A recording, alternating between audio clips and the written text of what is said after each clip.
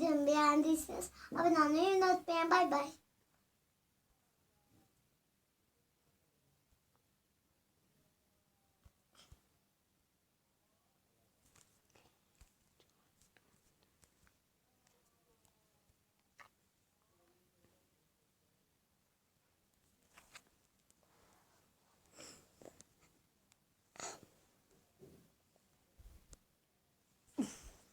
Merhaba arkadaşlar, videoma hoş geldiniz. Bugün sizlerle beraber Erik Dalı Gevrektir oynayacağım. Erik Dalı Gevrektir, Erik Dalı Gevrektir. Ana. Sosis aldım, sosis. Sosis aldım, sosis.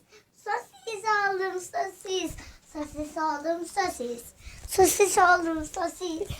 Sosis aldım, sosis. Sosis aldım, sosis. Sosis aldım, sosis. Sosis aldım. Videomu beğendiyseniz abone olmayı unutmayın. Bay bay. Sosis aldım. Sosis. Ne? Yükleme. Yükleme. Yükleme.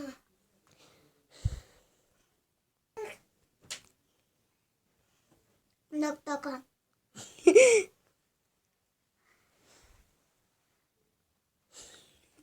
Arkadaşlar merhaba.